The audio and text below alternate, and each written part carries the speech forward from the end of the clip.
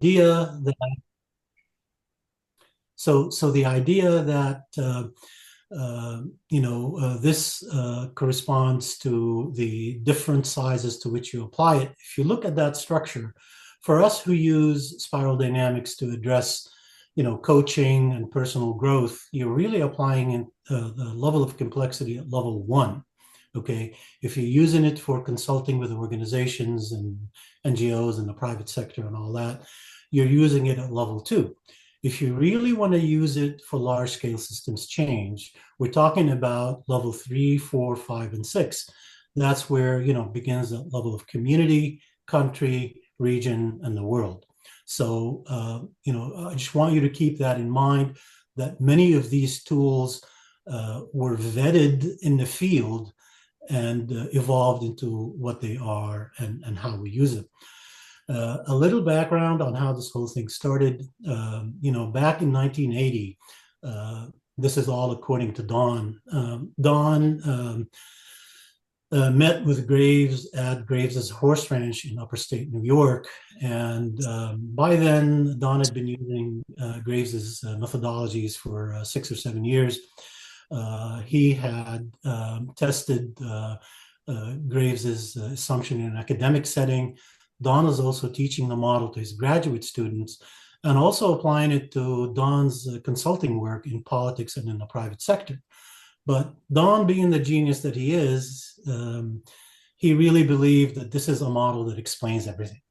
That in reality, that it wasn't really being applied fully to realize the entire potential of the framework.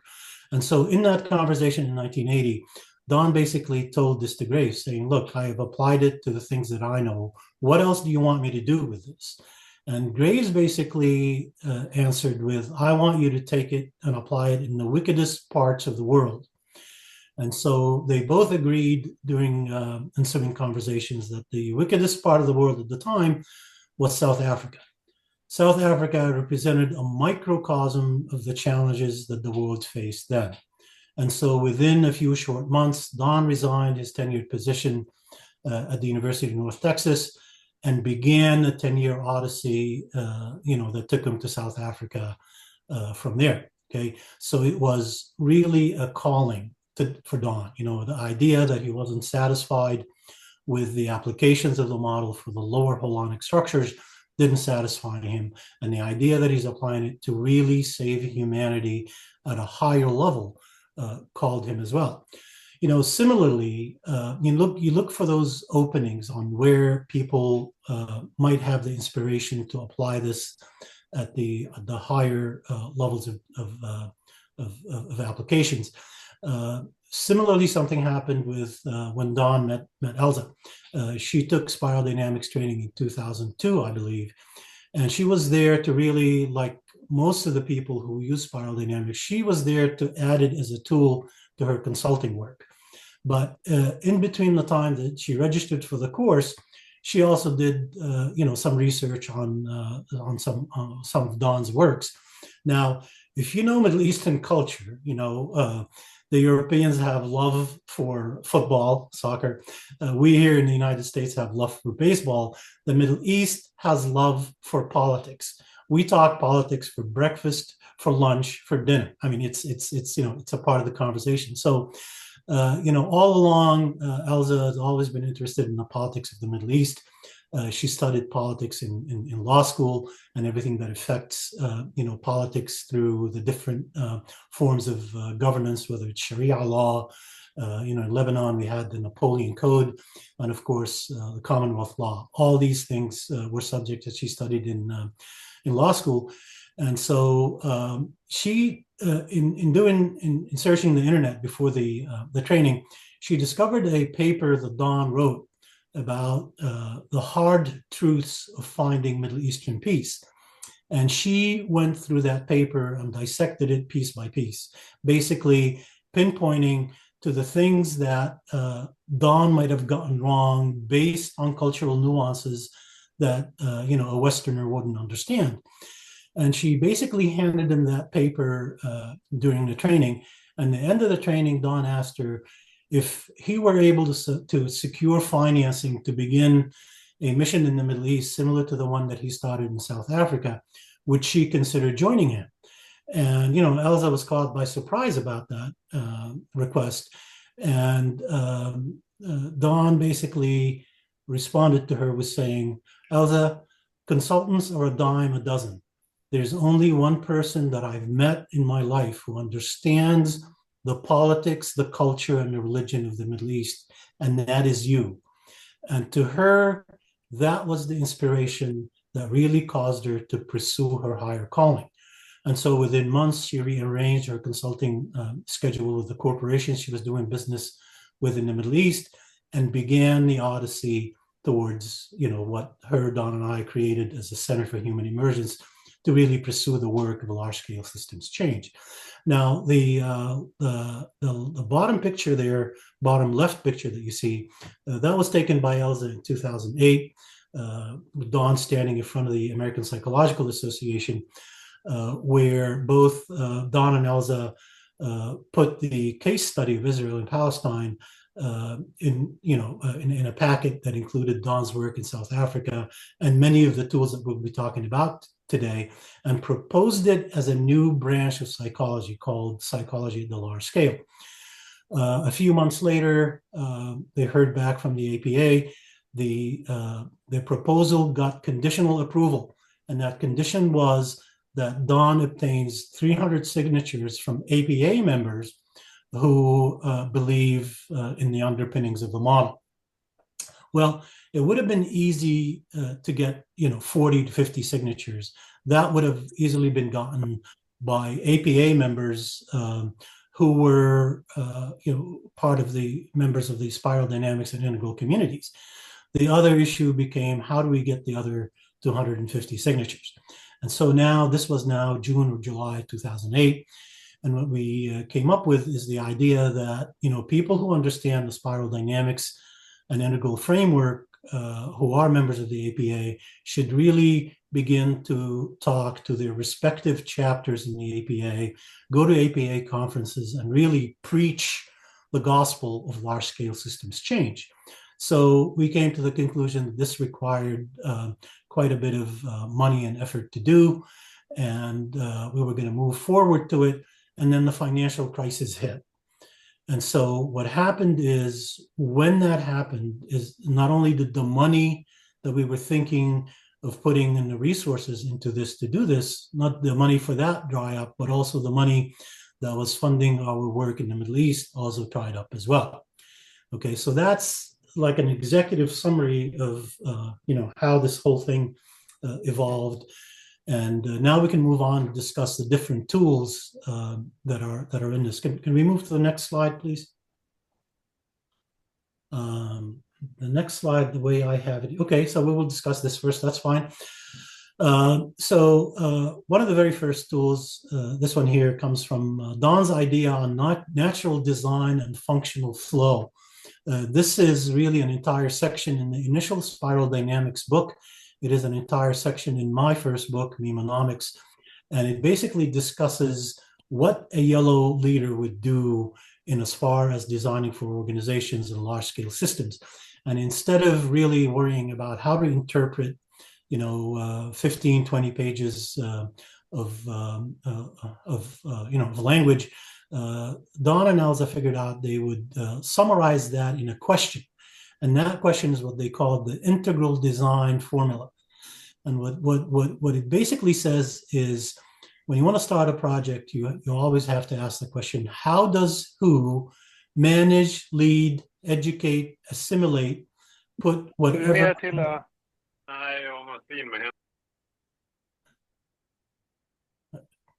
Was there a question? Muted that. Okay. Put whatever action verb you want in there. So how does who manage whom to do what, for which people, living where and when? And you always start with the reverse order of these words. Okay, so most of the examples I'm going to give here is, of course, our experience with Israel and Palestine. So the when here is now, and for the next 5 to 10 years. That was back then. The what yellow looks at is it really has an appreciation for the past. It factors what are yellow elements from the past into the design. It really does not empower the past as much as we think it should be empowered, but it also focuses on the now and the future. Okay, so in any design, depending on the size of your project, you want to focus on the now. You use the past as an inspiration for your yellow design, and you project that 5 to 10 years out. Again, depending on the size of your project.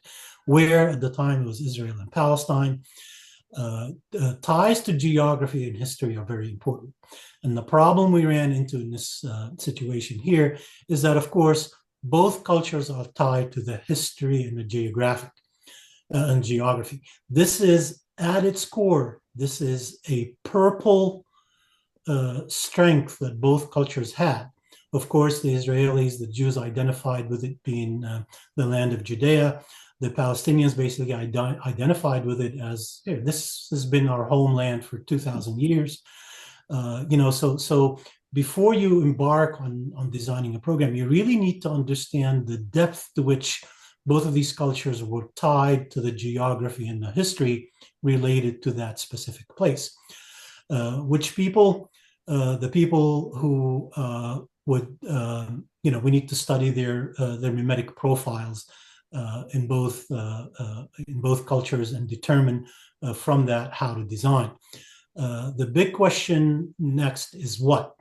And this is, what is the superordinate goal for what we were doing? And of course, that was the peaceful coexistence in both cultures. But according to the tools that we have in large-scale systems design, peace is a byproduct of that design. You design in accordance to where the culture is, okay? So what we've done here is introduce the concept of superordinate goals.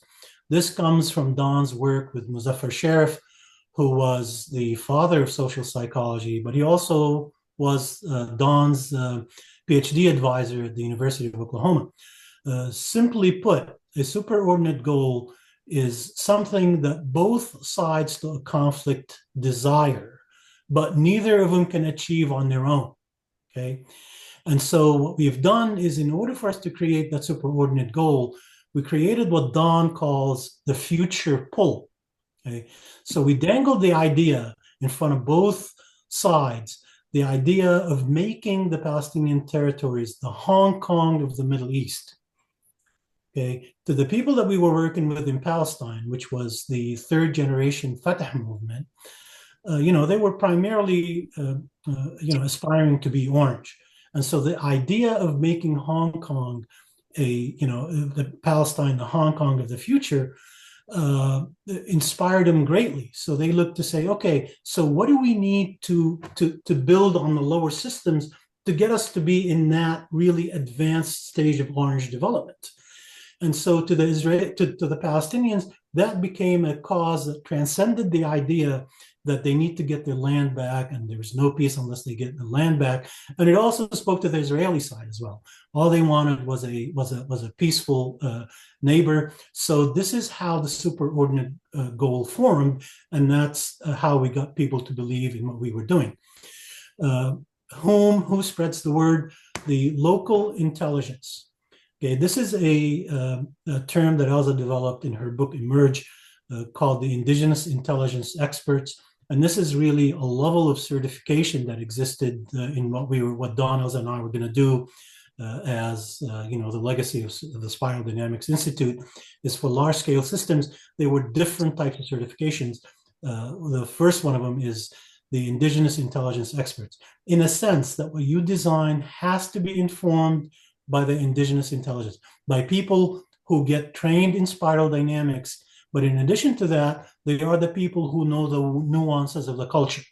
They're well educated, they're well connected. They're the people who know who holds power, in which aspects of societal existence in that culture, what are certain tipping points, what are the passions of the people, and so forth. You cannot design without the input of the indigenous intelligence experts. Who is us? The integral design architects. This is yet another term that we were proposing for a form of certification. And what the indigenous intelligence architects were people who had been working in the field with large scale systems, okay, with a minimum experience that was being supervised by Don or someone of the caliber of Don for at least 5 years. If it's not direct supervision, at least it's the kind of a project that every once in a while you need to check up with standards that that verify that you're still on the right track. Okay. How after mimetic analysis of both cultures, the very first thing we did is when we started our work in Israel and Palestine, we asked both our Israeli and Palestinian partners to go out and do the mimetic analysis of their own culture. What is the center of gravity of that culture? And surely enough, and I saw my dear friend Neri in the audience there, Neri and the crowd of people that he helped train with Dawn went out and did the assessments on the Israeli side, and they came back and said, well, we have a very strong presence in purple because we relate to the land as our ancestral land, but we also have a very strong presence in a Western style blue, orange, green system. This is the indigenous intelligence reporting to us of what the center of gravity of their culture is. Similarly, on the Palestinian side, the people that we worked with said, hey, we have great orange aspirations, but our culture is really still present in purple red. We can't seem to overcome the red element of our development, and this is what we need to work on. So to us, that basically told us that there is a huge asymmetry that exists between the two cultures. And after that, we shifted the focus from peace between the two countries to really focusing on the Palestinian territories, in a sense, to help them level that asymmetry that existed. We shifted from peace to calling our initiative the Build Palestine Initiative. The building, in a sense, was building the blue institutions that the Palestinians needed in order for them to reach the foundation at which democracy is based. And that foundation in large-scale systems is the blue system.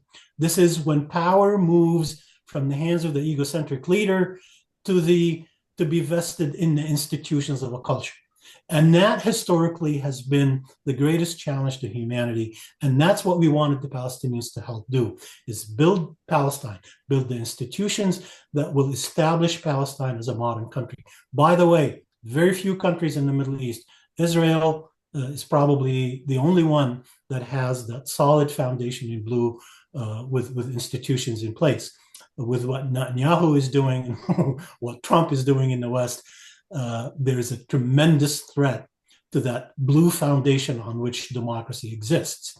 Okay, so this, I don't want to veer into that, but let's keep the focus on where we are now. The next slide, please.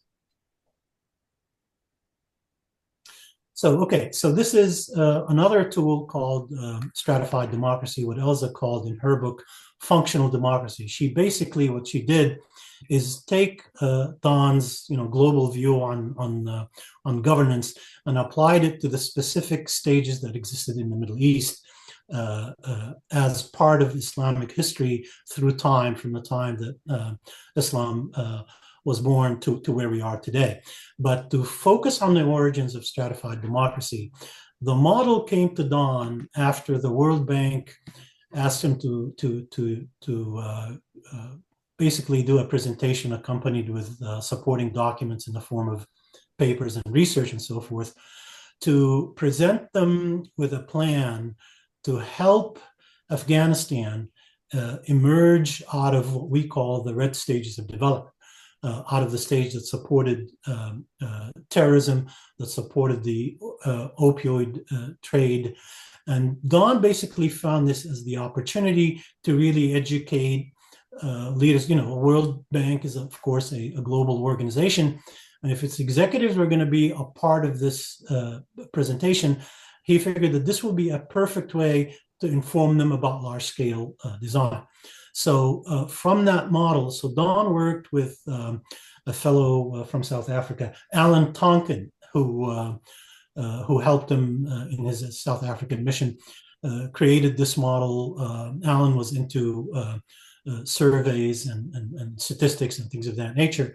And they created this model, and Don presented it to the World Bank. So that was the birth of stratified democracy. Now, as an integral design architect, as someone who's looking to design for large-scale change, what you need to keep in mind with this model is that form follows function, meaning that after you establish what the center of gravity of a culture is, the form of governance that follows is one that could not be more than a half stage or a full stage above where the center of gravity of that culture is.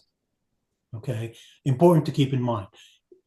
Factor number two, just as important, is that how you derive at what that center of gravity is involves the engagement of that indigenous intelligence.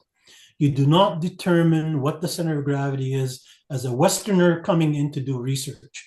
As a Westerner who is informed with spiral dynamics, you come in and you train local people on how to use these spiral dynamics instruments in doing research. Because you're a local person, the issue becomes really yellow working behind the scenes. The integral design architects working from behind the scenes. This is an important, crucial element when yellow does work from behind the scenes, in a sense that you put those indigenous intelligence as the front of the work that you're doing. This is really governance of the people by the people. It gives it that impression, but at the basic design of it is it's designed based on the value system center of gravity of that culture that helps it emerge into whatever next stage, next healthy stage for it is. Okay, so that's really again, these are modules that are at least a half a day, if not a full day worth of training. So this is a brief explanation of what stratified democracy is about. The next slide, please. Okay, 5 deep. I'm sure a lot more people in the spiral dynamics constellation are familiar with this tool than anything else. Christopher Cook built his entire career based on the 5 deep strategy, and of course he applies it to organizational design. But when you apply it to large-scale change, you basically begin to look at things differently. So the way we viewed this is that the work of organizations such as the United Nations, such as the USAID, every NGO that was doing work in Israel and Palestine, they were basically doing it as an answer or as a response to surface behaviors and actions. You're dealing with refugees who are homeless. What do? You provide them with a tent to live in. You provide them, with a place to shelter, and you feed them. There is no long-term solution in doing that. Okay, if you want to find a long-term solution, you dig deeper into the layers. You look at the systems and structures. What is preventing from a long solution from taking place? Okay, if you find the answer there and you can address it, fine. If not, you dig deeper. You look at the mindsets and the worldview. How do these people who are preventing this from happening think? And this is on both sides. This is both on the Israeli and the Palestinian side, and of course, the world community in general. You could dig in deeper and deeper till you get to what Don calls the absolute naked truth, what is really shaping the behavior of everybody engaged in this dialogue, the life conditions and existential problems. And there's no better example. I picked this from a speech that Don gave at one of the trainings to Fatah. The quote there, we don't give man or woman a fish. We don't teach them how to fish. We show them how to create a sustainable habitat for fish and other forms of life to thrive. This is how we get to the core of the problem, end conflict, create resilience, and acknowledge the interdependence of life within all ecosystems. If you really want to understand what 5 Deep is all about, that is the prime example on how you can tell as you read that sentence, how Don is descending to the deepest level of where things need to be to create an ecosystem that is aware of the interdependence of each country, on every region of the world, as the whole world, as one humanity. To reach that, you need to dig 5 layers deep in order for you to really understand what that tool is about. Now, the image that you see there, that's Don standing in front of a minaret of a mosque in the West Bank. The day him and Elza were doing the training about 5 deep to the Palestinian third generation Fatah.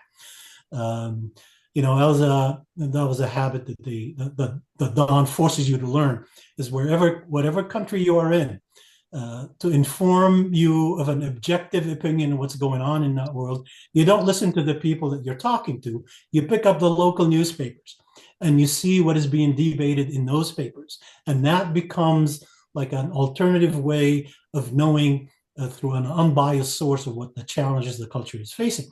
So that morning, Elza pointed to several advertisements that she saw that there was a memorial service being held for a young 19-year-old Palestinian man who strapped a bomb around himself and exploded himself at an Israeli checkpoint.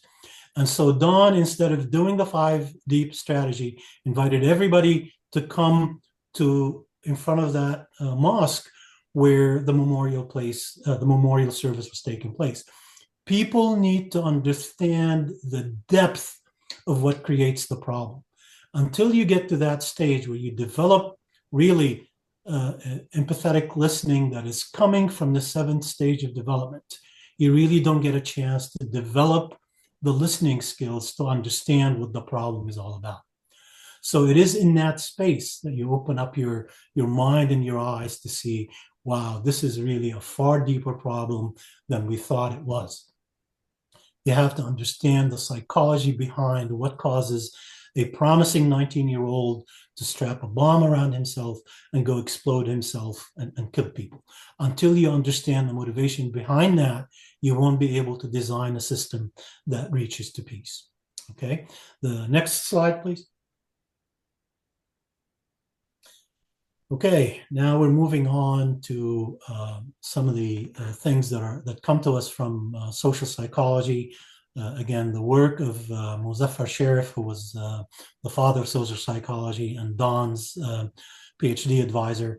It comes from his work on realistic conflict theory, also from Don's own spiral dynamics work, and what Elza put forth in her book, Emerge, in the sense that this is not just a matter of a political spectrum in a democracy where, the 2 competing sides are the left and the right spectrum of a political entity.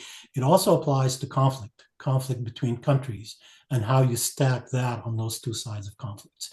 Okay, so the basic elements of this is what Don did is he took what Sheriff's research showed in that experiment. It's called the Robbers Cave experiment. And he placed the opposing forces on the spiral. And what Don came up with is that there are 6 positions on every side of a conflict or every side of a political center. And he placed them in accordance with their value systems. So on both the left and the right, you get flamethrowers that their entire goal is to destroy. Okay, Don used to do the exercise in training on this, where he would pick the reddest people in the crowd, and he would tell them, "I want you to yell as much as you can, destroy, destroy, destroy when you're ready to do this." And so then, the next layer above that are people who are stuck in their blue beliefs, whether it's an autocratic form of leadership or whether it's religious blue, like it is in Iran now. Okay, those are zealots who are not interested in any form of democratic representation. All they want to do is make sure that their values and their perspectives rise to the top and define the entire political spectrum. Above that, you get people who are ideologues. They're still in an arrested blue state. Okay, so they might allow some ideas, but they're limited to the extent to which they're willing to invite higher stages of development on the political spectrum into their camp. So what Don did is that he separated those 3 layers from the upper layers that are generally in an open state. So when you're moving from an open state blue, meaning that You now believe in forms of governance that are secular in nature. You begin to believe in the institutions of the culture instead of the single ideology, for example, that drove the church, that gave us the Spanish Inquisition, that still drives. Religion is always the first entry stage into the blue system. But then after that, the blue system evolves to represent actual institutions that reflect the values of the culture, that promote the values of the culture, that ensure that the values of the culture are acted upon from an institutional perspective that is emergent in nature. Okay, so Don figured that an open state blue along with an entry orange stage will be made up of moderates, and then when you're in orange, you're a pragmatist, and when you're green, of course, green wants to welcome everybody into the political spectrum, so green invites everyone in. What the two structures on the top, so the L1, L2, and L3, they falsely allow the lower stages in. Blue always, has the idea that if you allow those lower people in to see what a secular blue system looks like, they will be able to assimilate. That's a fallacy. Okay, orange wants to sell stuff to everyone, so it allows it into the political spectrum. It wants to have a win-win situation, so they falsely allow the lower systems in. Okay, similarly with green. So what Don suggested is that in order for us to keep the political, the democracy in the political center, that each side of the spectrum has to reject its closed systems that are below it. So it is up to green, orange, and open system blue on both the left and the right to reject their respective systems that are below them, that are intent on nothing but destruction and seeing things my way, or destroy, and I don't know what's going to come next. So that's the whole idea behind this assimilation contrast model. Now, the yellow way to approach this is that in order for you to keep the political center as strong as possible, it's not enough for you to just reject those lower arrested systems. As a politician, you go and talk to your constituents. You go into the field to see what the challenges are that your own people are facing, for the sole reason to avoid having the system come into a closed system state. This is what happened here in the United States. This is how we got the Tea Party falsely assimilated on the Republican side. It wasn't enough for them to redefine the party. The Tea Party became the original expression of MAGA, that looked to, because they were let in, they looked to get rid of institutions. It didn't work the first time around. They got stronger and they got bigger. And all you have to do is look at what Donald Trump is doing now. He's looking to destroy the absolute foundation of democracy, the blue layer that allows democracy to thrive.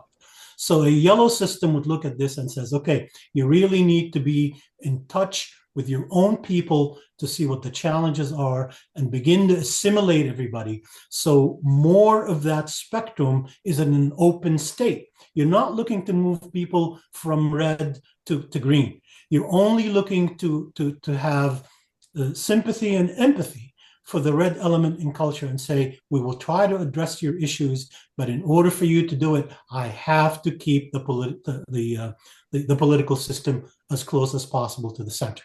Okay, again, half a day or a day worth of training we're trying to do in 5 minutes here. The next slide, please. Okay, so one of the more important tools that we're going to talk about in this presentation is really the last tool that's on this presentation. It's called Meshwork Solutions. Before we get to Meshwork Solutions, the tool behind that uses two concepts that needed to be explained first. CAPI, which is the coalescence of authority, power, and influence, and the other one, which will be the next tool we're going to talk about, is the vital signs monitor.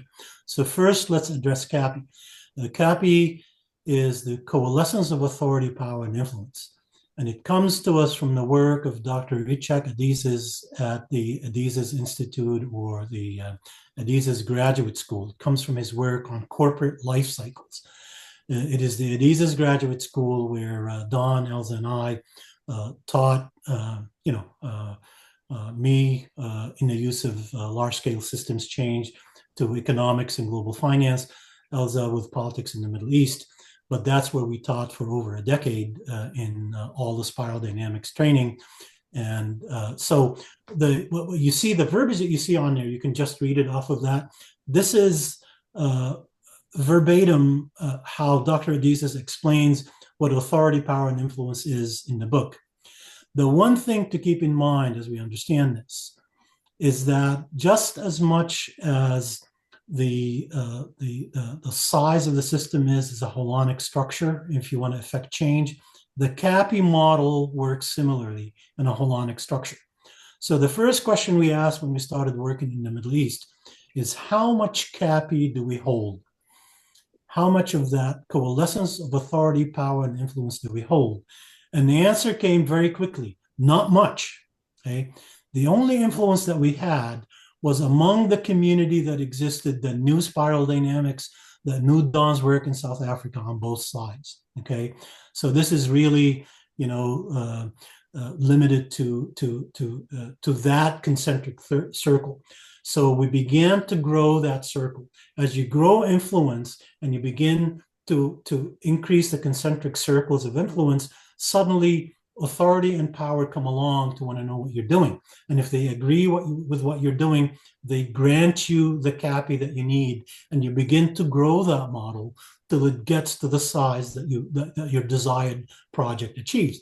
So just to give you an idea, when we started in 2003, 2004 with this, it was an invitation by our friend Neri and also Rafi and a few others on the Israeli side who invited Don and Elza to come and begin to try to resolve the Israeli-Palestinian conflict in similar manner that Don used in South Africa. Our influence was very small, but it grew from there, from that small community to offering training in spiral dynamics to the larger community.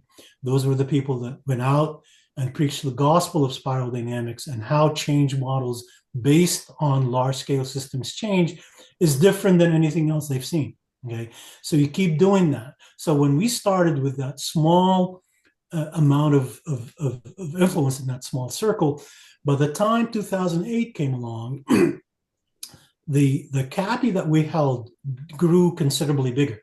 In 2008, we held what's called the Nation Building Conference in Israel and Palestine, where over 700 community members in Israel in Palestine showed up to the conference, where their entire purpose was there to really inform what the design of a blue system in Palestine was going to look like.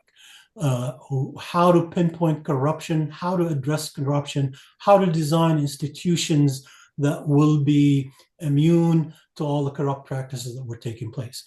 There were political leaders from the Fatah Third Generation Party, and at the Center of Human Emergence, a few weeks before the event took place, we got calls from the Office of the President of Israel and from the Office of the Prime Minister offering their regrets for not being able to attend due to scheduling conflicts. So this is the nature of CAPI. We went from the few people who knew spiral dynamics to 5 years later to having the influence, the political system within the Fatah movement, and also being informed and really being blessed by the Israeli, Office of the President and the Prime Minister. That's the idea of CAPI. Again, if you don't hold CAPI, begin with where you can influence people at the smallest holonic structure and look to grow it from there.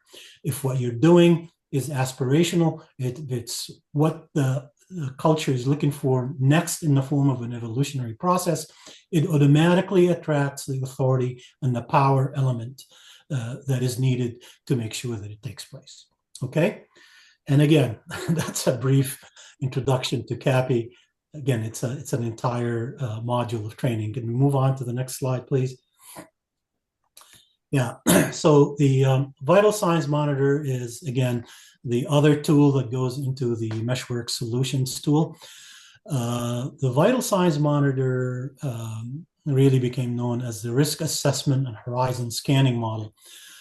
This came to birth with the appearance of the first bird flu pandemic. It didn't become a pandemic. It was just a localized virus in China and Singapore that was spreading, threatening the spread of the disease worldwide.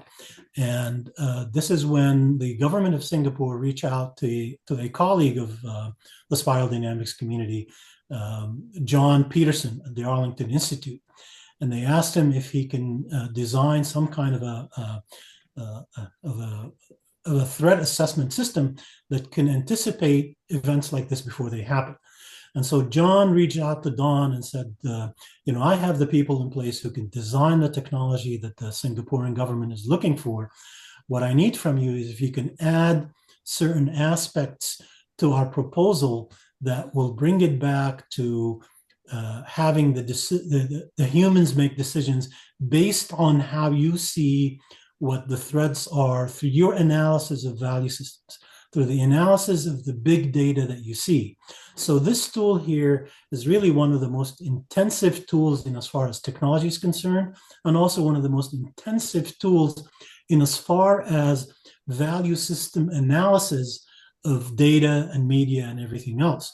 In a sense, you look for irregularities that are not picked up by media, by someone who's really not trained to look for things that someone who's trained in large-scale systems change can pick up.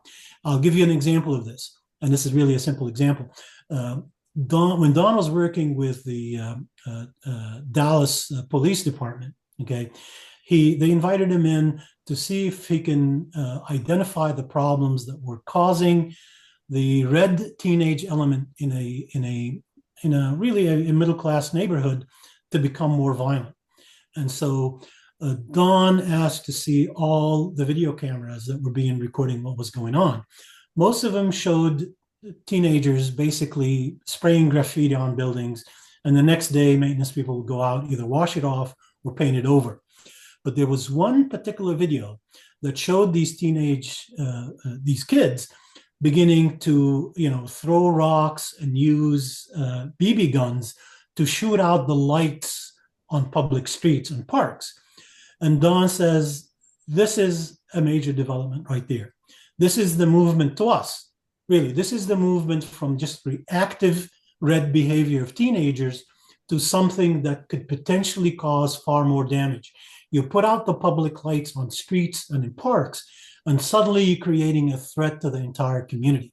And so Don suggested what is known now as the broken windows theory, that police say, hey, if something small is noticed, if it's not taken care of immediately, the red element will sweep in and take advantage of it.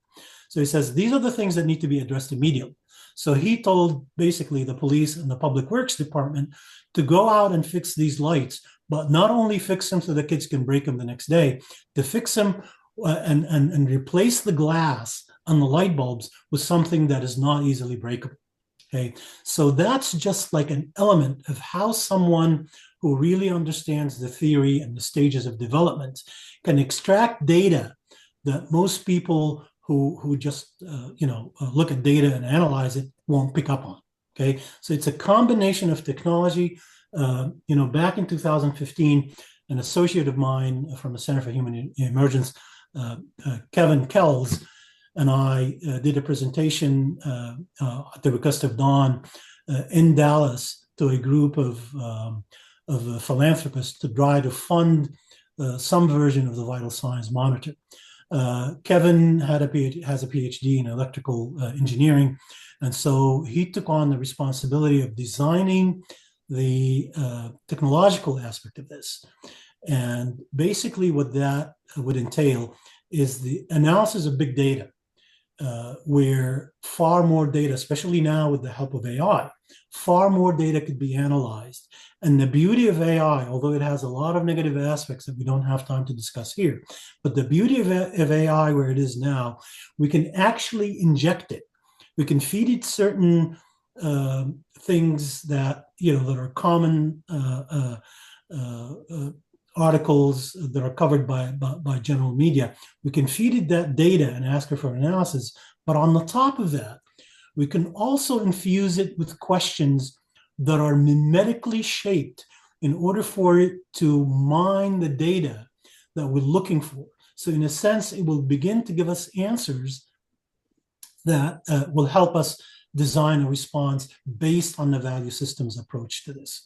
The other part of the technology in this is the idea that certain cameras will be put in certain places and they will be monitored. For example, as a response to what was happening with the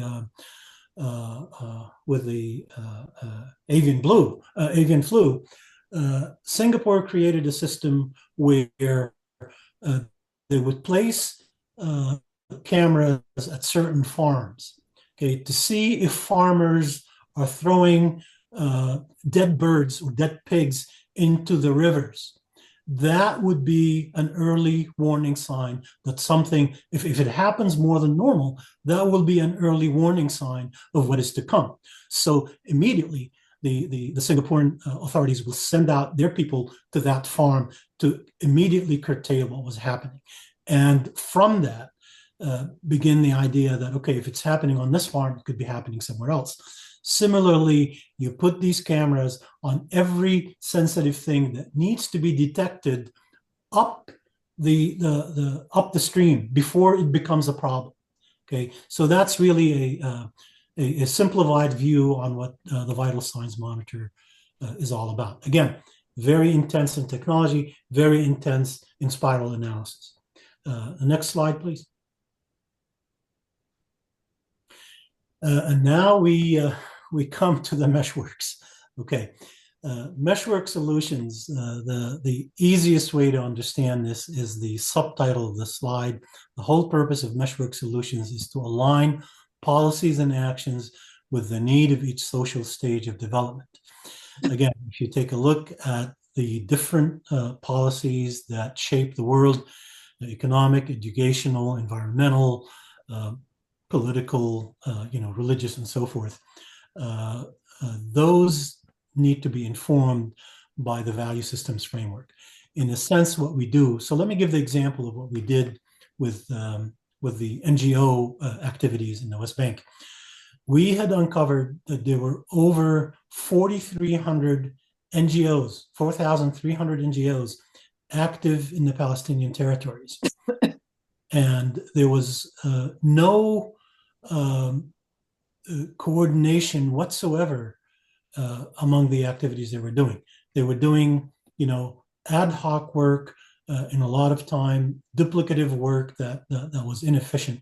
So what we proposed to to that new blue system that was being created for the Palestinians is that the Palestinians create an NGO integration department that will basically put the efforts of what these NGOs are doing through that vital signs monitor and through the CAPI model.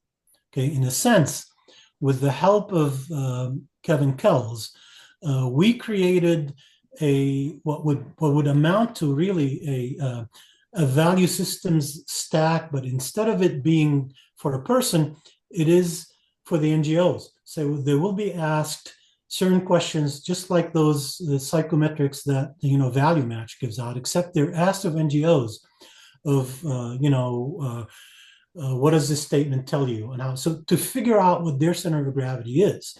And then we take that meme stack from understanding who they are and compare it to what the needs of the culture are. And in a lot of cases, what we saw is that many of these NGOs are coming to this from green. They want to do women's rights training. They want to do democracy training. They want to do, egalitarian kind of work that's proprietary to the green system when the Palestinians are struggling in the beige, purple, and how to get rid of the red system to establish a blue system. So the purpose of that integration would have been using the Meshwork solution is to figure out where the services of the NGOs are needed the most and tell them, look, we understand what you're doing, but the need is here. So to direct it to the right places. As an example, what we ran into is what the USAID was doing when we were active in the region. Elza went and did this training program a few weeks after, a women's training program, a few weeks after 3 or 4 of the women that were present in the audience went to one of those training programs about women empowerment and issues of equality, things that, again, come from the green system. And, so Elza asked them how was that experience? And they all laughed about the idea that, they invite us to these things. They do it at 4 or 5 different hotels. It costs over $500,000 to put these things on.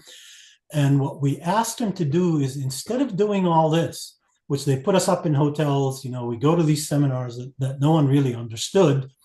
And they put us up and they send us to spas and we get massages and everything else, only to return on Mondays to working in the field and to what the life conditions in Palestine were. And so it was a huge misalignment of what needed to be done. And so one of these women proposed the idea that, look, we don't need you to be coming in here and spending $500,000 on 6 different training seminars throughout the West Bank in different hotels. All we need from you is an investment of about $50,000 to create a community center where we can teach basic English skills, where we can teach basic computer skills, sewing skills. For, this is what the culture needs. This is so, of course, the answer to that was no, we can't do that. These are already established programs that have, and the funding has been dedicated specifically for what we're doing. So you talk about misalignment and how the Meshworks solution program comes into action. That would have been the ideal example. If there was an authority in place that was to tell those, NGO programs, look, you're spending it on the right things.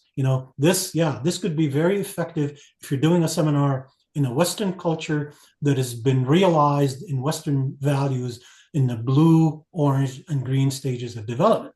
This might have been an issue for that kind of culture, but we're dealing with far lower states on the spiral, and we need to align what you have to offer with what the needs of the culture is. Okay, and so that's just a simple example. You can look at the rest of this and design accordingly. Economic policies, if a culture is primarily in an agrarian state of development, you don't bring it, economic values that were born out of the industrial age or the digital age, or for that matter, AI and things of that nature. You empower them in the state that they're in to make it as healthy as possible for them to emerge to higher states. Again, design that is only about a half stage to a full stage above where the culture is. Okay, and the last slide is really just a compilation of pictures that really, you look at this and there are only really 2 major things for us to understand from this slide here. And that is to give you an idea of how long of a commitment it is for something to produce results, for it to reach stages of fruition. If you commit to a large-scale systems project, it is years down the line before you begin to see results. And it's also an example of showing you how CAPI works. Okay, so when Don started working in South Africa, he wasn't invited by F.W. de Klerk. He couldn't even speak to Nelson Mandela at the time. He was invited by major corporations who were in the extractive industry, mining companies. They saw what was on the horizon. They saw the need that in order for their business models to survive, that the integration of the Black and minority communities is an essential thing to happen way before the leadership in the country is integrated. Okay, so Don began to work with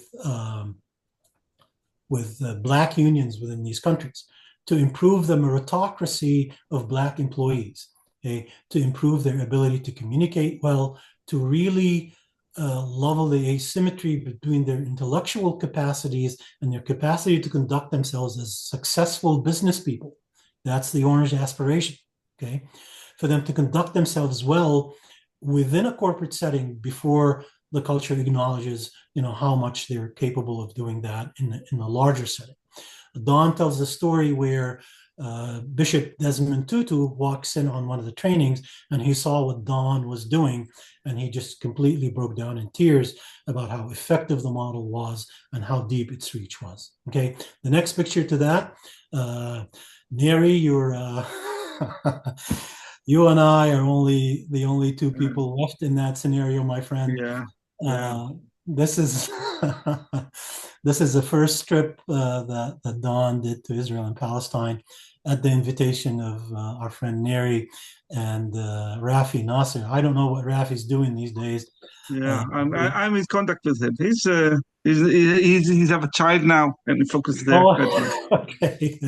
So it was, the people on the left, Neri, Rafi. Is that Rafi's girlfriend with him? No, this is Oren also. Oh, Oren yes. is he went to South America someday, and I lost contact with him. Oh, okay. Okay.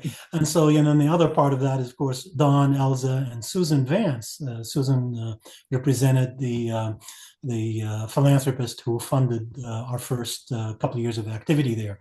Okay. So you move from that Holonic structure where we only had influence among these four people here to training an entire Israeli camp in spiral dynamics and what change according to our model means. We also trained 30 to 40 people in the Palestinian side to understand how the approach to peace and building institutions is different when you approach that from a spiral dynamics perspective. Said, I do recognize some other Israelis. So, you do? Okay. Yeah, so it's okay. At least one woman. So okay. They are still in contact with me, and sometimes they read my spiral dynamic. Not Sarah, Sarah Bacor, I hope.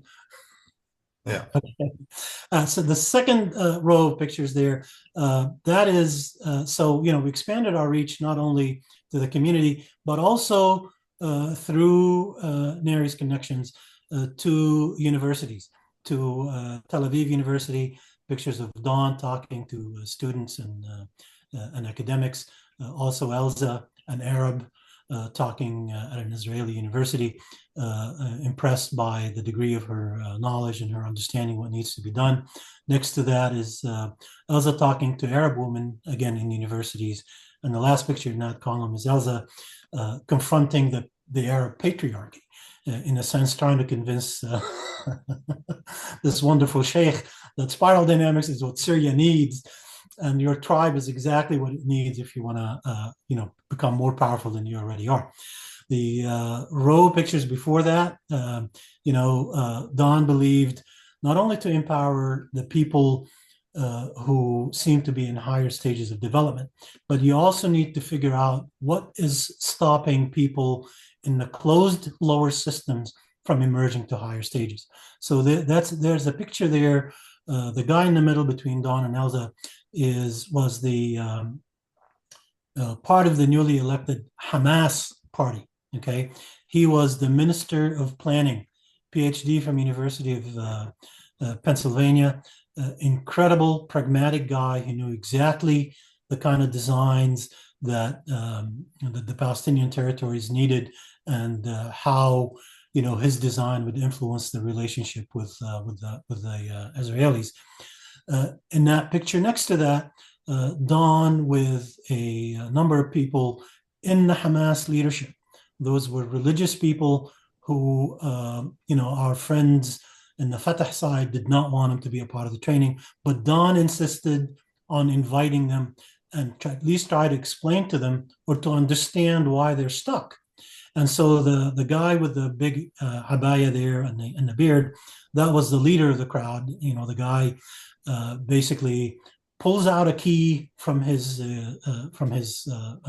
jalaba, and he shows it to Don. He says, Don, Dr. Beck, this is the key to my ancestors' house. We're not going to give up the fight till I get my parents home back.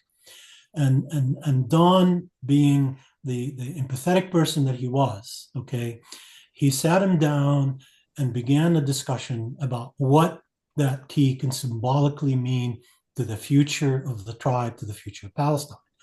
And, you know, as the discussions ensued, Don basically said, you know, let's be realistic about this. The Israelis have probably gotten rid of that home. There's, you know, a more complex development that replaced your ancestors' home.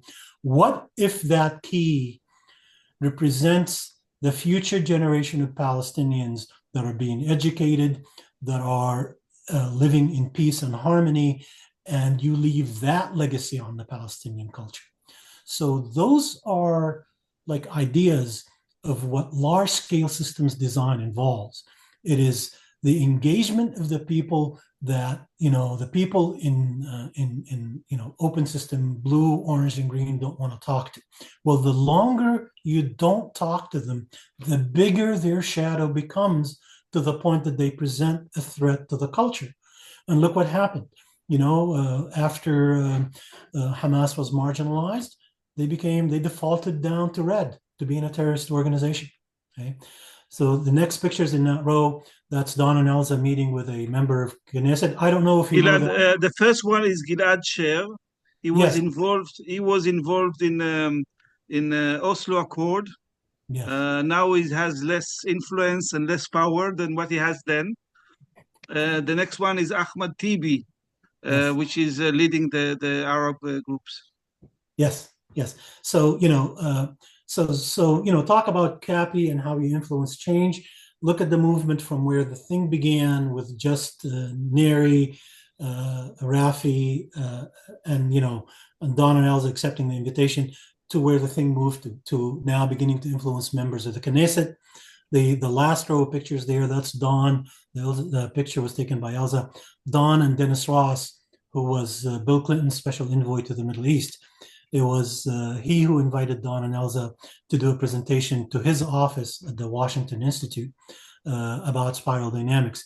Dennis opened the door for Don and Elza to go into the State Department and train over 60 middle management people in the State Department in spiral dynamics and large systems change. Okay, so this is how you grow your influence. This is how you begin to really, from 6 or 7 years down the line, you have to have the vision that what you're doing is going to influence change around the world.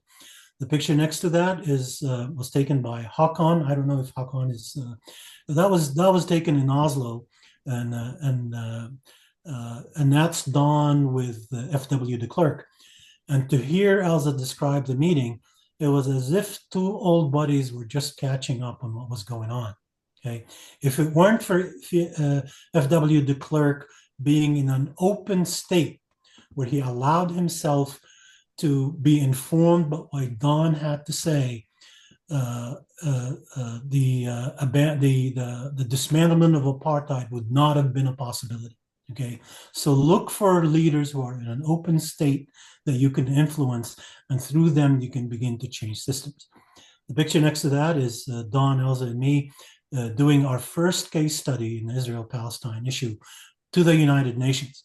The picture on the top of those three pictures in the last column, that is the cover of the presentation that we did for the United Nations, standing room only, where everybody agreed that the approach that the United Nations takes has not worked, that the approach to governance needs to be stratified in accordance to the spiral. Okay? The picture below that, that's from another event from a different CHE. That was Don, Elza, and many leaders meeting at the CHE in Netherlands under the leadership of Peter Merry. Peter did a summit on the health of women and children that was endorsed by the Queen, and worked on that project with the approval of the United Nations Development Goals, and that whole thing culminated in that presentation. So you start small, you keep influencing people till you gain CAPI, so you can you can attract the stakeholders in the system on a large scale. The last picture at the bottom there is from the nation building conference that took place in February 2008, where 700 community leaders in the West Bank, some of them waited 10 hours at Israeli checkpoints to make it to the event.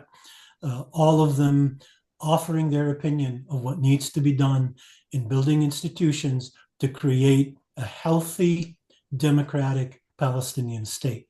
None of them said anything bad about the Israelis, which speaks to the core of our model, that you cannot lay the blame on others. Look within to see what your strengths are, give it your best shot, and you can move from there. Unfortunately, the dynamics on the Israeli side have changed considerably since. We did this work, as you know, Neri, when Israeli leadership was, a little more center left than it was center right. Now it has completely moved to the right, where something like this is next to impossible to achieve. So with this, I conclude my presentation about large-scale systems change, and we can open it up for questions. So thank you all for listening, and I'll have you take it over from here. Okay. Thank you very much, Said. Every time I hear you speak, I learn more things about the work that you did and Elsa did in the Middle East. Thank you very much. Yeah, so we decided to skip the breakout groups. Is that okay with you, Said, to sit around for a bit longer? Yeah, sure. Don't get to rest your body in that.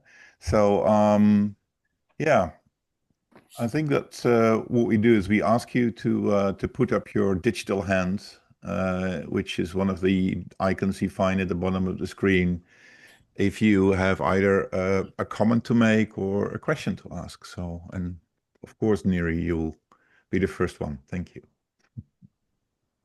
I was quick. Yes, good. It's wonderful. I'm all excited, bringing all that back. My comment on the last comment, I want to comment.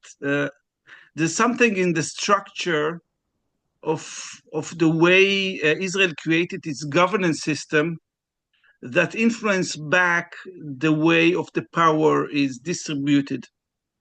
So one of the elements that is very important to look at is this kind of structure and dynamics of how the power is managed, how the influence is managed. Because in Israel, you see right now it seems like it's some kind of decline. It cannot hold up the orange, green, blue. And some of the elements is in the technology of governance when it's not accurate. So this was my comment. Yeah. I agree with you 100%, Neri. It's not just the technology of governance, it is technology itself.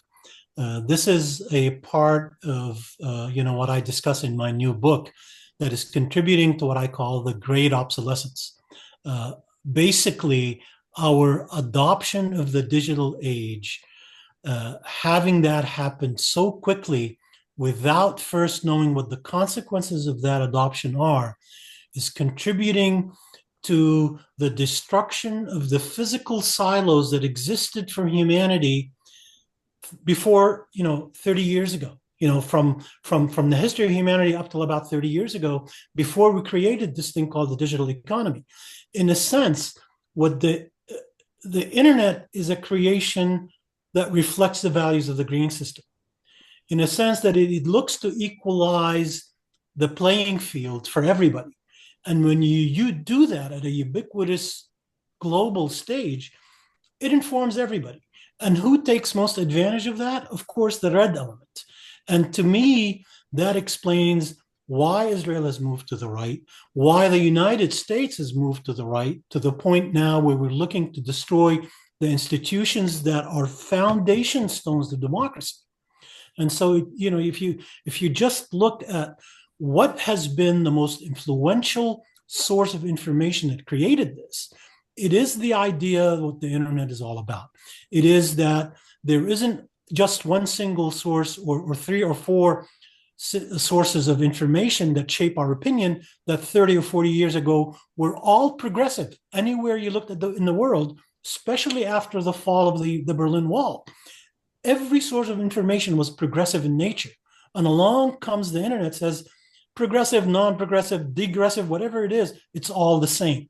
And when you spread that infrastructure, that ecosystem of knowledge to the rest of the world, you begin to see the consequences, and we're seeing them now. Thanks.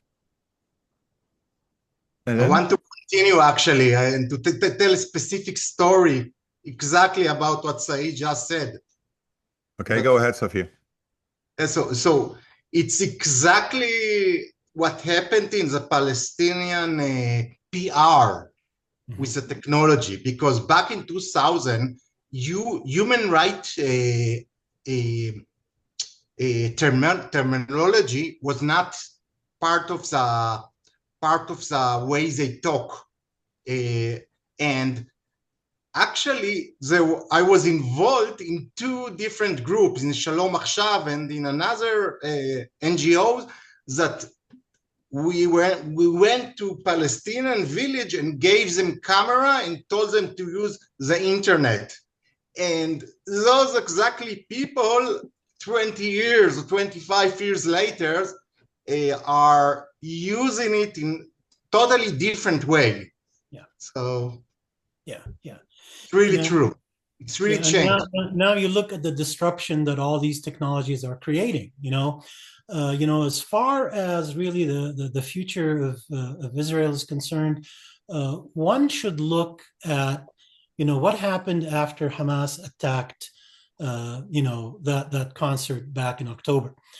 Suddenly, the entire global community of youth, of college students, began to support the Palestinians. Why? Because the normal channels through which Israel had controlled the narrative no longer works. It's like it has been disrupted, but we're still in that chaos stage, trying to understand what that disruption means and how to answer it. We're moving from an analog state of existence that says you do this and this is the result, to a digital state of existence where it says, well, if everybody has sources to every possible source of knowledge not coming through that analog system, we all begin to think differently. And this is the challenge not only Israel faces, but really the rest of the world. How do you force the red element around the world that was empowered to think that they're capable of global leadership? How do you make that model false again? Or how do you integrate that red element into the composition of leadership? I mean, we're looking at completely different leadership structures that remain unknown in great part to what the future is going to be. And so this is really part of that disruption that is taking place, and it's moving at the speed of light while politicians have no idea what's going on. I remember Don Beck quote that his fear is that the red will use the orange technology, but I see the internet as a green technology. So now we see that the fear of red using green is really the influence. Yeah, but here's what happened with the internet. It was created out of that utopian place where engineers at UC Berkeley really were responsible for creating the first comprehensive internet search engine called the Apache protocols. And their conditions for releasing it was they wanted to be used as a tool for equalizing opportunity and resources for everybody who had a connection to the internet. Okay. Exactly. That was Web 1.0. it was born out of those utopian green values. But then what happened? The financial crisis hit, and all of a sudden, the bankers have money from our government, and they say, okay, what can we exploit next? And they look around and they see the likes of Facebook, the likes of of these social network companies that were being created as the perfect opportunity for them to monetize. So there is the first form of green manifestation through technology being monetized by the orange system. Okay, and so like orange works with red, but it knows the limits of red to control blue. And so they're both working on making that blue layer thinner and thinner and thinner. Okay, and that is really the danger that we face in this age of technology. Yes, agree. Good. Ellen, please. Hello, everyone. This is Elen here in the United States. And first, I just want to say thank you so much to everyone who created this event, Aka and John at the Spiral Dynamics Foundation. And thank you, Saeed, for your excellent presentation today. I'm so glad that I was able to attend live. A little bit of background, and really, I just want to express my gratitude on me, which is that, I grew up with Eritrean parents who were absolutely on the far left and absolutely, supported the cause of Palestine. So I grew up with that understanding, and I also was involved as a college student in campus activism. Some of my mentors were old school Jewish leftists from New York City who had a lot to say and a lot of nuanced feelings about Palestine. But also, as I matured and developed, I started questioning some of what I consider to be green perspectives about it, where there's like a very black and white depiction of Israelis, or Israel actually, as an oppressive state and the Palestinians as the oppressed. And so for the last few years, since October 7th, I've really grappled with understanding or finding perspectives that I think are more nuanced. For instance, there's the work of Gabor Mate, who is a medical doctor, and he's trained in somatic psychology. And I consider his perspective to be important, but also to be very green center of gravity, because it reinforces that notion of one side as being, the marginalized, and the other side as being those who are doing the marginalization. So I just want to say thank you, because I've really been longing for what I consider to be a second tier perspective and such a rich background, both you and your partner. May she rest in peace. So that's it. I just wanted to express my gratitude, and I look forward to watching the recording and hopefully one day learning from all three of you. I'm complete. Thank you, Ellen. Thank you. Good. Okay, I've posted a question in the chat group. Has Saeed's presentation changed your view of social issues in your country, region, or in the world? So that's one of the questions we had for the breakout group, so I'm posting it here.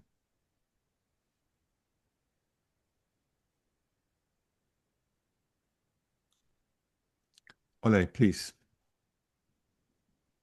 Thank you for your presentation, Saeed. It was delightful in some ways and also horrible in some other ways. My question is around CAPI and the internet and all the horrors of the internet you have just mentioned. How do we get our hands around CAPI with all those influencers out there in this time?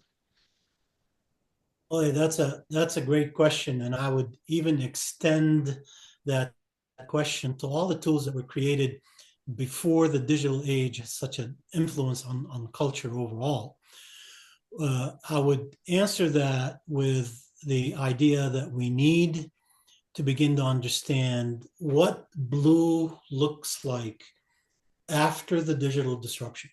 How do we create the silos that represent the institutions that existed pre-digital age? How do we recreate them in the digital age? Once we find the answer to that, okay, we begin to build a society that understands that the digital age is here to stay, but it also has to follow certain blue rules that have existed specifically, post-analog age, that have existed with the advent of the digital age, that really calls on people not to listen to one source of blue. And really, the only thing that I see happening as a first step is the idea that certain things need to be banned. Governments need to begin to stand up and they say, this content is not allowed, okay? Free speech, absolute free speech is a fallacy. Look at the Germans.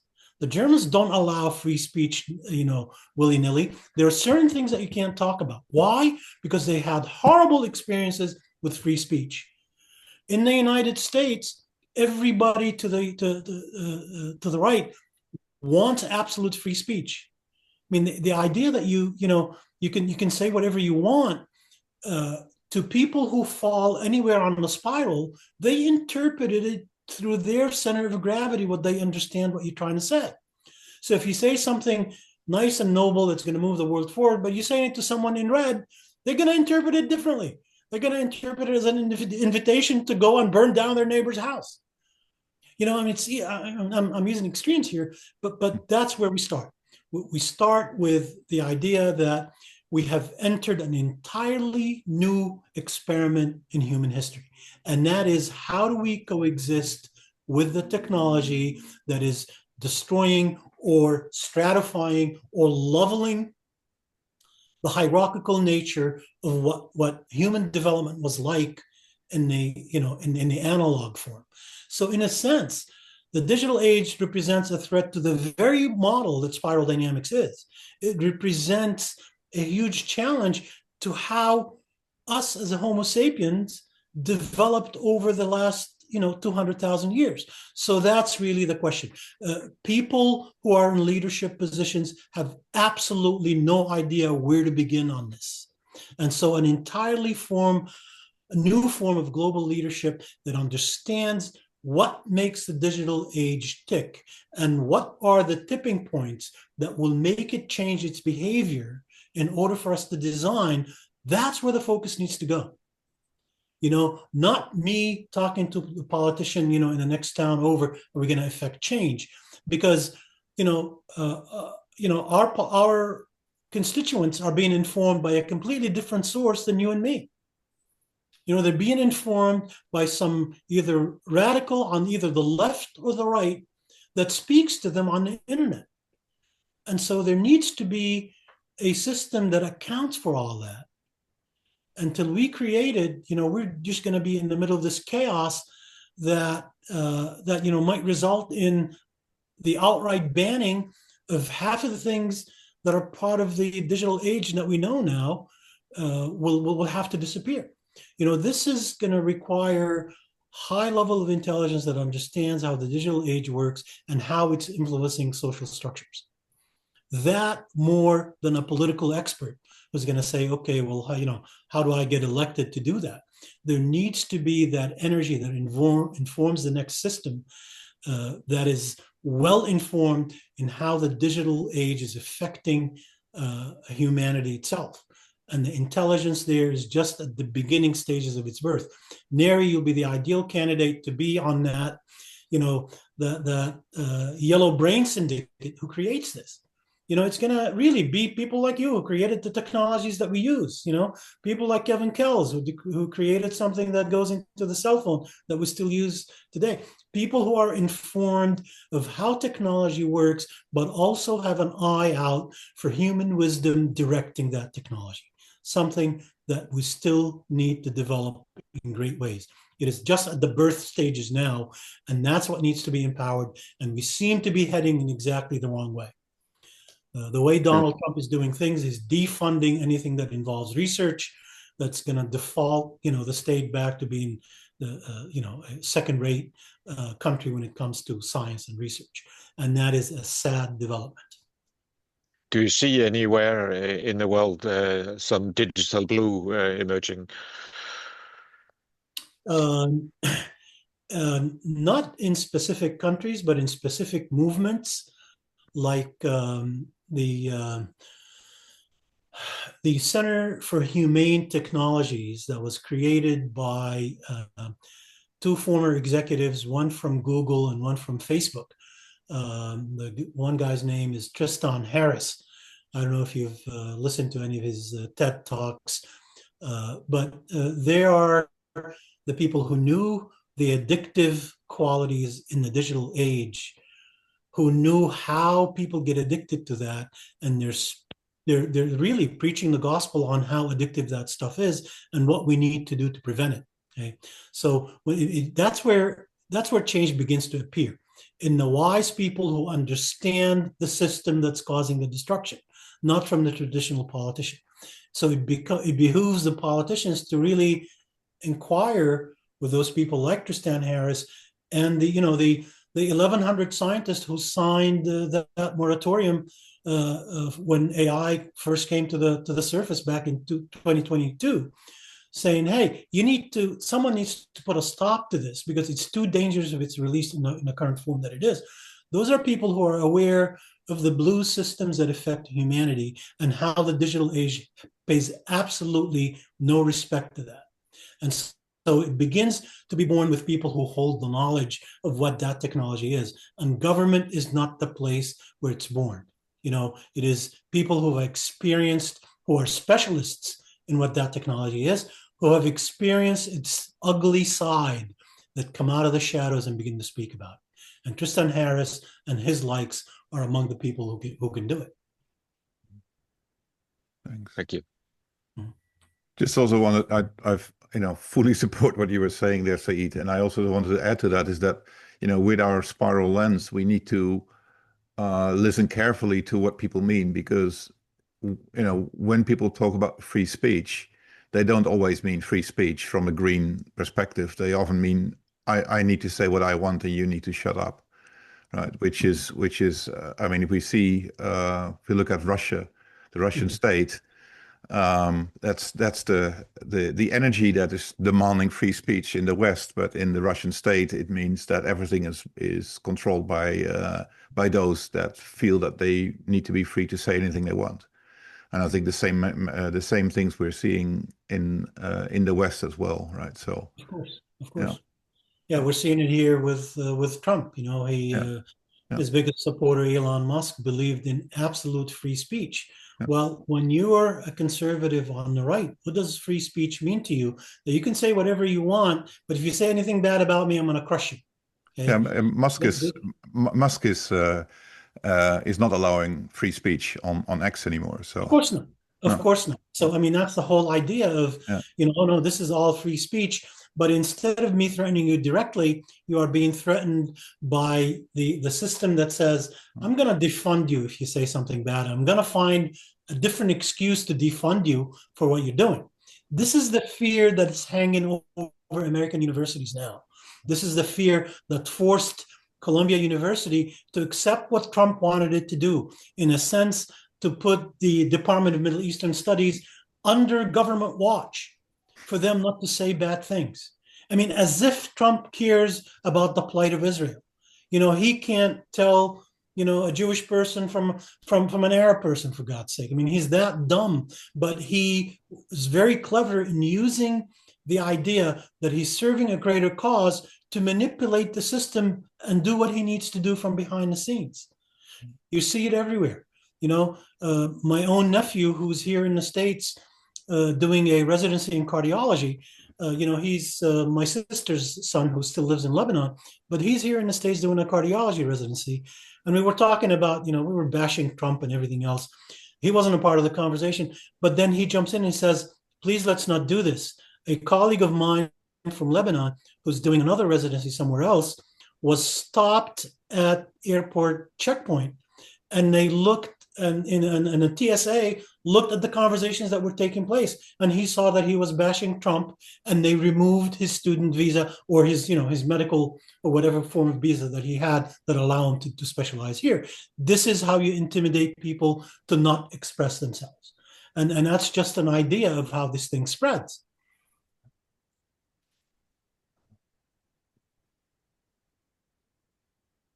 Thanks.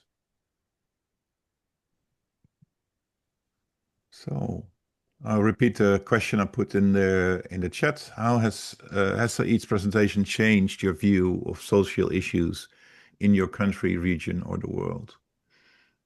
The answer is yes. Yeah, I'm waiting for that.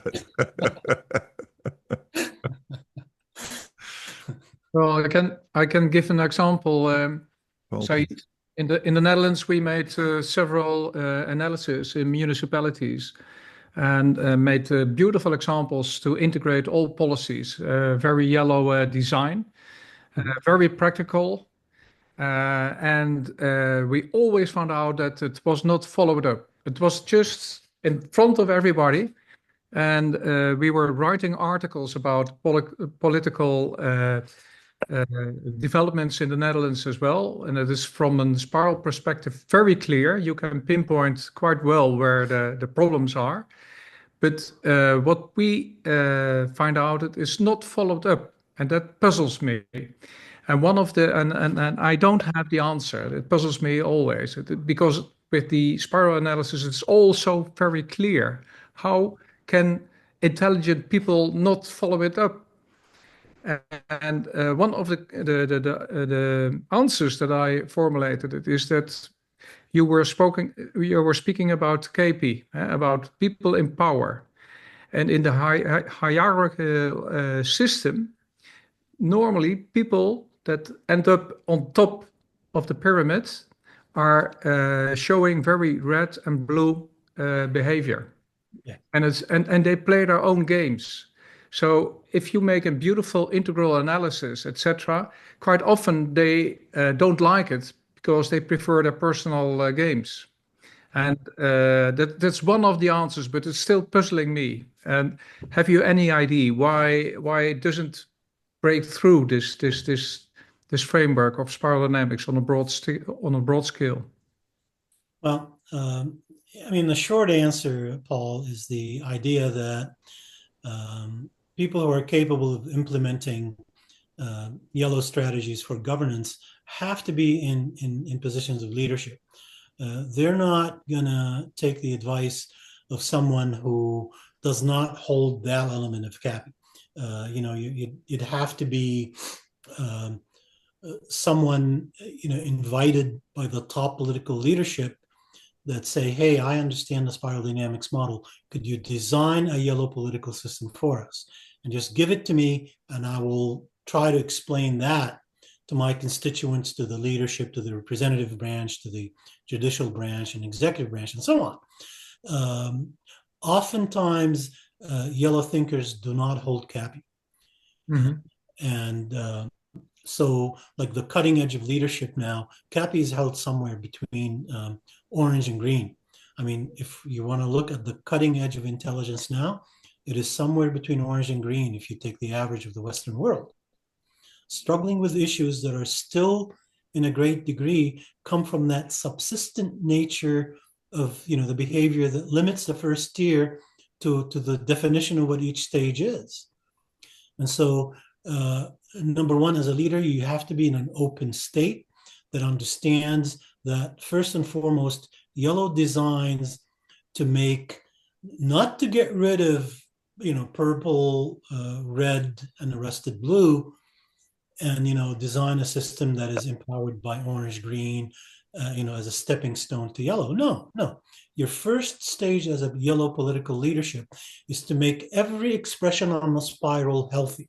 Okay, so wherever there are blockages in how people express themselves, your goal as a yellow politician is to open that blockage.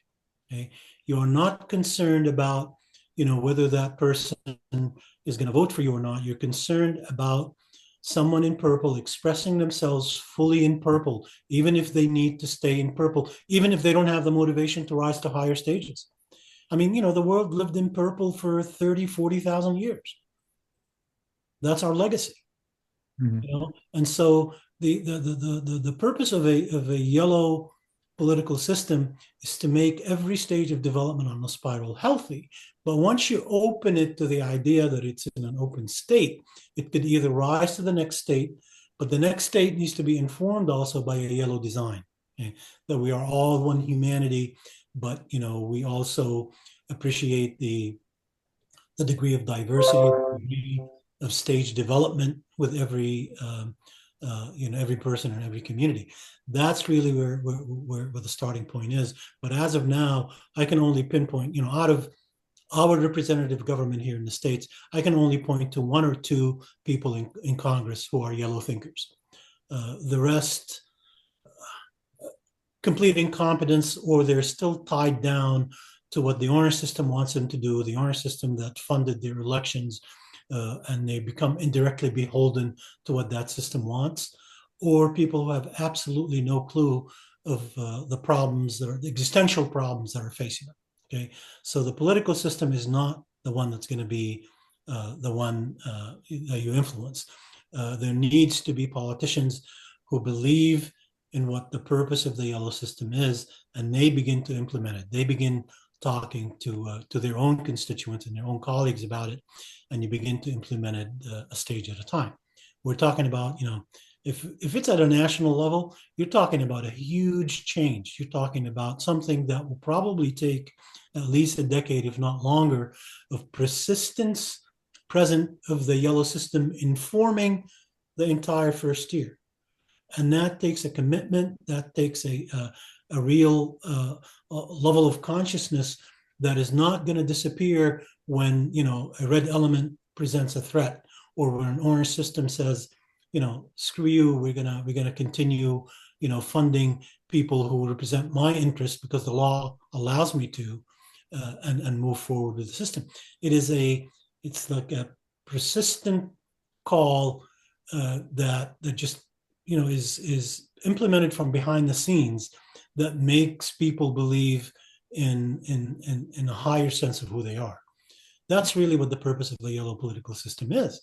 Not everybody needs to be second-tier thinker, but the thinking that that leads the culture needs to be designed from yellow. Basically, we want you to be healthy where you are, and how quickly you emerge up the spiral is really up to your own individual personality, your own individual group, community, city, and so on. Yeah. Okay. Thank you. Thanks. Okay, last two questions for tonight.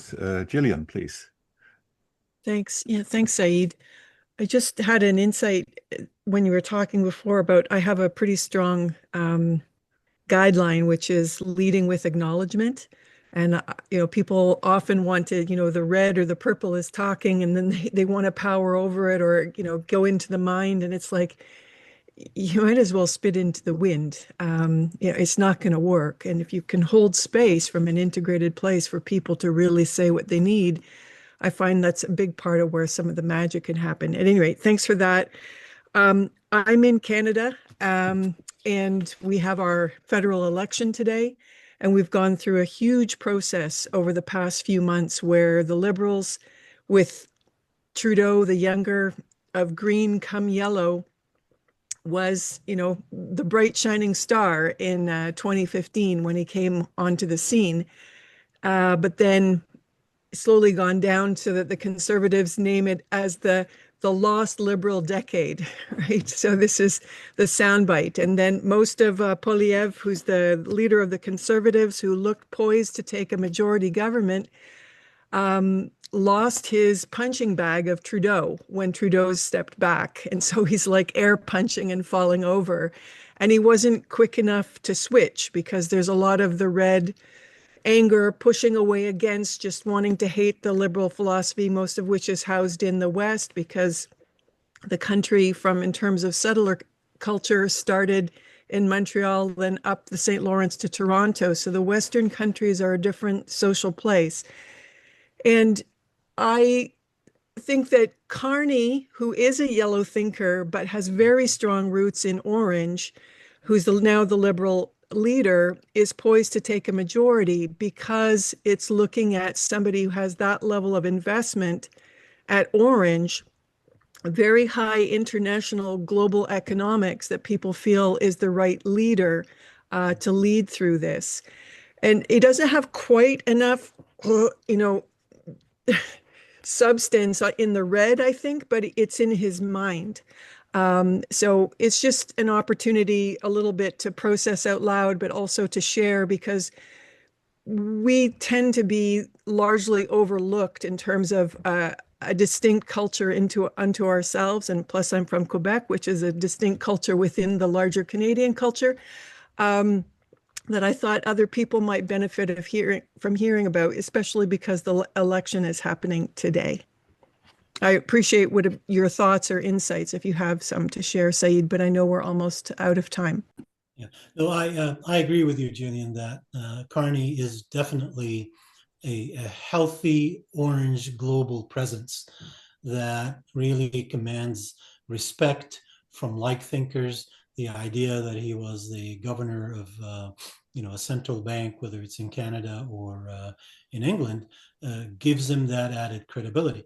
In a sense, what he's doing, he's offering pushback against the MAGA agenda, against the idea that Canada should be our 51st state, and that he's not a prime minister, but he's a governor of the 51st state. That red energy that hit the world, when Trump was elected to his second term, has shaken the faith in an entire global architecture, where it sent people scrambling for answers. And as a victim of that was Trudeau, who really, people looked around and they thought, well, yeah, he's an okay leader, but is he strong enough to stand up to red, especially red at such large scale? And the answer to the Canadian people came very quickly, is that no, he won't be able to. And so the idea that Carney seems to be leading is really through a reaction to something that shook the entire Western spiral. And that is, he would stand up to the existing global world order and be a voice in saying, if Trump gets what he wants, the entire global economy is going to collapse, not into a recession, but a global depression. And he's one of the few people who is very articulate in making that case. So really, what Trump is looking to do, he's looking to undo the neoliberal economics that have defined global leadership since the end of World War II. To him, he just wants to destroy what has been already built and try to make it with his own vision of it. And he often fails to destroy that. And so he'll give up on the idea that, well, Canada is not, I've tried my best, I've ran out of patience. Canada is not going to be our 51st state. Let's see if we can do the same with Greenland. I mean, stupidity, reactivity to the level of a child's behavior that is now everybody around the world is dancing to. And this is where the world needs to bring up the best in its leadership to counter what Trump is doing. So the answer to Canada is yes. We've always been looked at as, mostly of a green culture due to the nature of our democracy. It's a social democracy. But when green is threatened by a greater red force, you have to default down to the next stage that understands what motivates red. And healthy orange understands what motivates red. And it could easily put it in its place.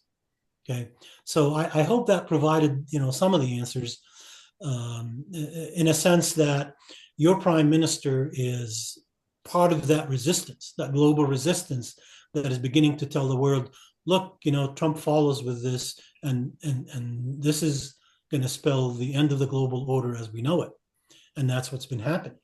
And so he's a part of that resistance that's going to make people around the world think again about Trump's policies. Trump's supporters themselves think about, the danger that they didn't think of in voting for this guy in the first place. And so this is what that is doing. The idea that we've moved into this global economy that really looks now to empower global values and global leadership. We moved to that stage through, progressive evolutionary values without realizing that the evolution of human-built systems really has to follow in the natural evolutionary process. In the sense, it's a messy process that, where the emerging elements have to do battle with each other to achieve a net way of emerging forward. And the push for the last 80 years has been in the progressive direction without looking at what was leaving behind in the sense of, call it collective shadow, call it, the abandonment of the people on the lower stages of development. That shadow is beginning to rise now, and that's what we're facing. And that's what Trump is making visible, is that shadow that the Western world needs to address in order for it to move on to the next stages of development. I just want to add a quick note that Carney wrote a book about systemic economic approaches to climate change. And the carbon tax that we had here that was hugely unpopular with the conservatives came from him. So he really moved, when he moved into prime ministership, kind of down from yellow more into red, because he saw one of the first things he did was rescind the carbon tax, which was the other thing that the conservatives were fighting against. So he has that savvy, even though his aspirations are beyond where he's constrained to operate right now. Yeah. Gillian, the whole idea of the carbon exchange and the carbon tax and all that, I cover quite a bit of that in my new book to determine whether that is the creation of first-tier thinking masquerading as a second-tier solution or just a real second-tier solution. And so what I've run into in my new book is the idea that the world should no longer be run on GDP, the global measure of productive output in terms of monetary output, in terms of monetary measure of what represents productivity. That the greater system that contains all this is in collapse, and that's Mother Nature. So we need to move from metrics that measure productivity, okay, without really looking at the overall ecological footprint, at the overall carbon footprint, at the overall material footprint that is contributing to the demise of those planetary systems that make all this thing possible. And some of the analysis I've done includes the idea of the carbon footprint and carbon tax. This barely scratches the surface in what Mother Nature is telling us needs to be done. It is like a drop in the ocean if you're trying to do comparisons. Much of the technology that we have in place now does very little to reverse or delay what's happening with Mother Nature. All the technology that we've known around, the simple question to ask yourself if this is working or not is, why hasn't the climate and temperature leveled off? Why hasn't the carbon footprint began to stabilize or decrease? Why, the polar ice melt is still happening at exponential pace?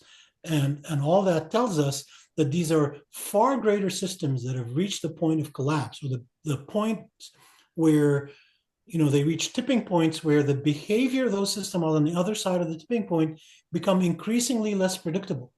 And so these are the things that we need to look at.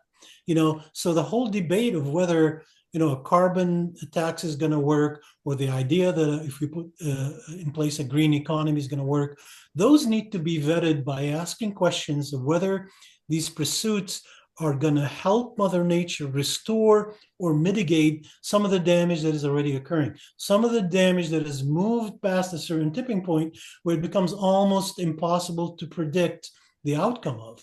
And we seem to be preoccupied with this idea that GDP is still the leading way to pursue economic development, and that thinking needs to shift. Is it good for GDP and modern development, or is it good for restoring the planet? That's the shift that needs to take place that very few people are talking about.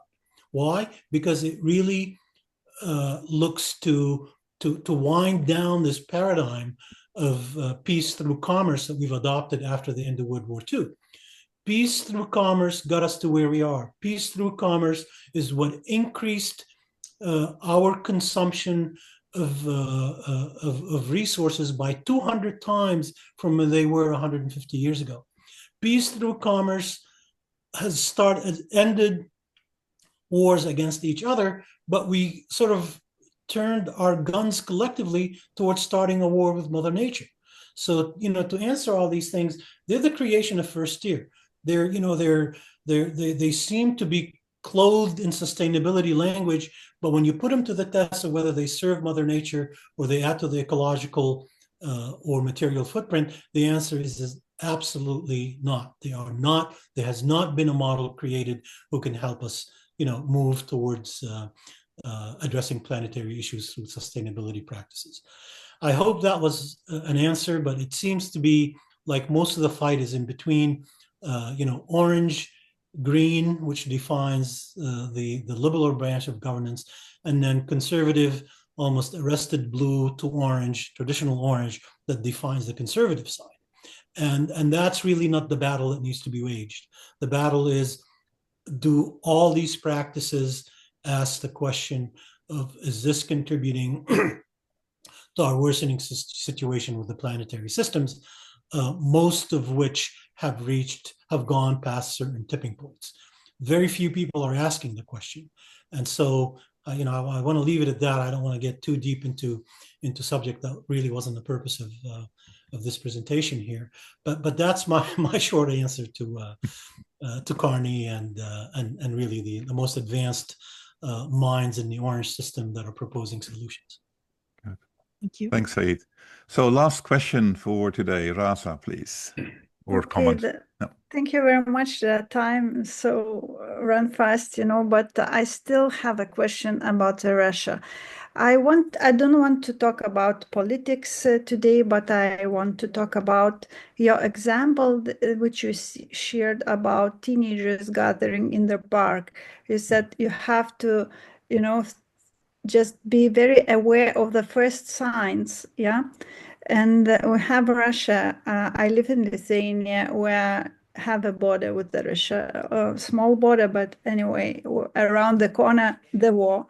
And I don't know, 10 years ago, the bells were ringing and the signs were so clear for us who are nearby, and how to shout about the signs and to whom, that everyone be aware about this terrible I don't know, things what happening now around us. Yeah, teenagers in the park.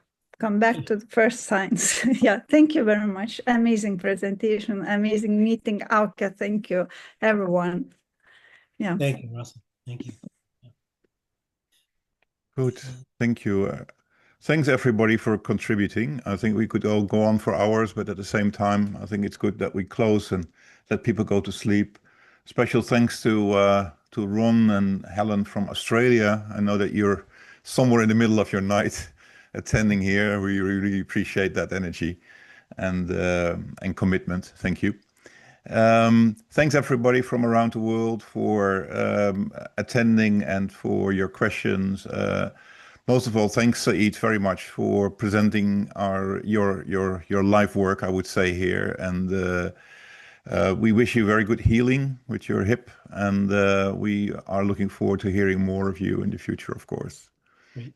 Well, thank you all for sitting and listening, and again, that was just a sampling of what awaits those of you who want to really take on bigger projects that define the concentric circles of what our purpose as a humanity is. So thank you all for being here, and good night to everyone. Good, thank you. I just also want to, in closing, I want to invite you all to the foundation's LinkedIn page. I forgot to put it on. Rasa, can you quickly put that in the chat? But we will also follow that up with the email. We have a LinkedIn page for the foundation, and we're trying to engage many, those of you that know spiral dynamics well into these issues, into these conversations. There's also the foundation's website where you can register and start taking, part and maybe responsibility of